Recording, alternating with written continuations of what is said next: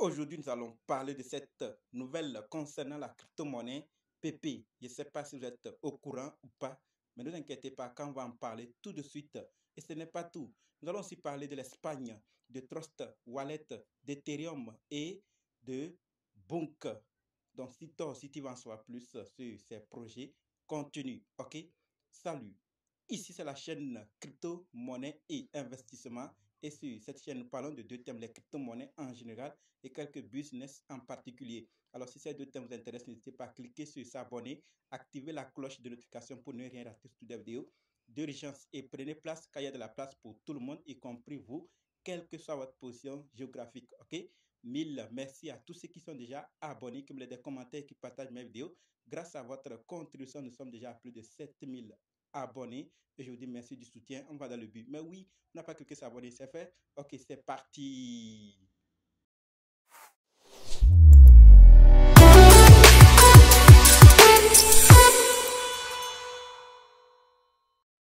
Comme dit, nous allons parler de ces nouvelles. Nous allons d'abord parler de l'Espagne, ensuite de Trust Wallet, d'Ethereum, de Bunk et fini avec cette nouvelle concernant la crypto-monnaie PP. Donc, restez jusqu'à la fin pour qu'ensemble on puisse découvrir ces nouvelles et prendre nos dispositions. OK?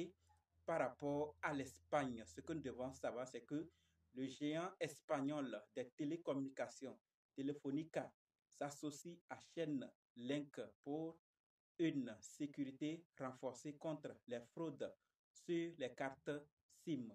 Ceux qui suivent régulièrement cette chaîne savent de quoi on parle. J'en ai une fois fait une vidéo dans laquelle on parlait des SIM swap, n'est-ce pas?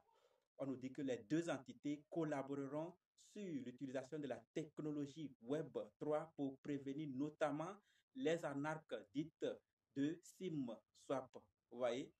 Un degré de sécurité supplémentaire sera implanté permettant aux smart contracts d'adresser des demandes d'informations à l'API afin de protéger les utilisateurs et les données, réseaux sociaux, données bancaires et autres.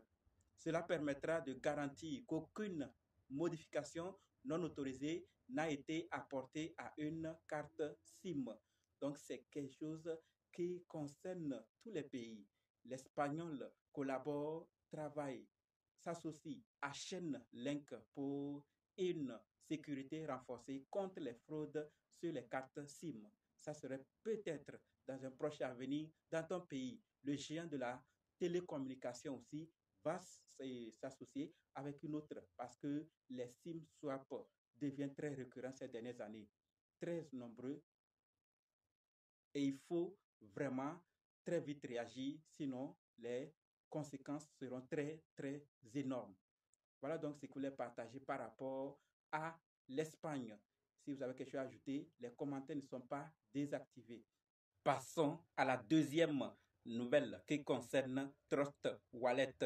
Et par rapport à Trust Wallet, ce que nous devons savoir, c'est que une agence du département du commerce des États-Unis enquête sur la vulnérabilité de l'application iOS Trust Wallet. D'accord? Le National Institute of Standard and Technology enquête sur la version iOS de l'application Trust Wallet en raison d'une vulnérabilité qui pourrait potentiellement permettre à un hacker de voler des fonds dans des wallets crypto. L'application Trust Wallet pour iOS utilise un code open source pour générer de nouveaux wallets de crypto-monnaies en employant des fonctions peu sécurisées dans la Trezor Crypto Library qui n'était pas destinée à la production. Donc voilà ce qu'on nous dit par rapport à Trust Wallet, une agence du département du commerce des États-Unis enquête là-dessus, sur la vulnérabilité de l'application iOS Trust Wallet. Donc qu'est-ce que ça va donner après? C'est l'avenir qui va nous répondre. Mais ce que nous devons retenir, c'est que des gens sont en train d'annoncer, de donner de l'information par rapport à la sécurité d'un projet. C'est quelque chose à apprécier parce que tant qu'on ne fait pas quelque chose pour améliorer, beaucoup de choses ne vont pas changer. Donc ici, il y a des agences qui enquêtent pour voir afin d'éviter que les utilisateurs tombent dans des pièges ou permettre à un hacker de vider les fonds des gens dans des wallets, c'est quelque chose à apprécié. Donc, je ne sais pas ce que vous pensez, mais ce que je voulais annoncer, partager avec vous par rapport à Trust Wallet. Donc, si vous voulez ajouter quelque chose, les commentaires sont activés. D'accord?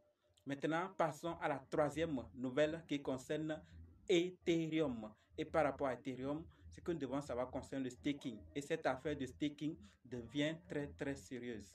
Ça prend de l'ampleur. Aujourd'hui, on nous dit que la quantité totale d'Ethereum en staking dépasse les 30 millions de tokens. Et cela représente près de 85 milliards de dollars. 25% du supply total en circulation qui est donc maintenant verrouillé. D'accord? Et là, je l'avais déjà dit, ceux qui sont intéressés ont déjà fait le pas et on est en train de voir que ceux qui font du staking sont en train d'augmenter.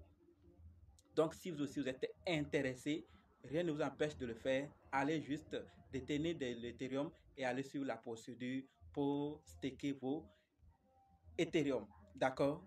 Maintenant, passons à la quatrième nouvelle qui concerne Bunk. Et par rapport à Bunk, ce que nous devons savoir, c'est que Revolut s'apprête à lister Bunk et à en distribuer 1,2 million de dollars dans la section Learn de son application. Je ne sais pas combien dans notre communauté crypto-monnaie investissement utilise la section Learn de son application. Mais si vous faites partie, sachez qu'il y a 1,2 million de dollars qui pourraient être distribués à ceux qui en utilisent.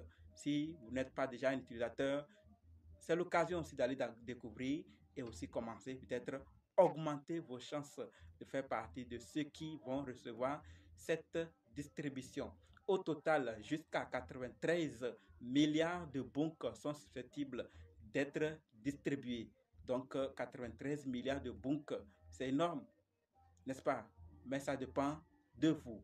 Voilà donc ce que je voulais partager par rapport à Bunk. Terminons maintenant avec cette nouvelle concernant la crypto-monnaie PP. Et par rapport à PP, ce que nous devons savoir, c'est que la vente de collection est désormais ouverte pour les 500 meilleurs détenteurs de PP hors échange. Là, je ne sais pas combien dans notre communauté crypto-monnaie investissement ont PP. Donc, si vous faites partie, allez vérifier. Si vous faites partie des meilleurs, là, peut-être vous aurez la chance. Mais si vous n'êtes pas concerné, vous n'avez même pas PP, alors là, partagez à vos connaissances, peut-être qu'ils seront concernés.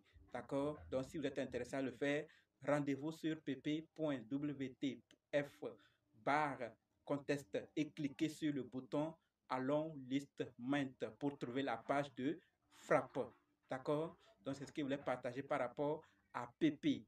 Si vous êtes concerné, intéressé, allez vérifier davantage. Et maintenant, on se dit rendez-vous dans d'autres vidéos et dans les commentaires. N'oubliez pas de nous rejoindre sur Telegram, WhatsApp, Facebook.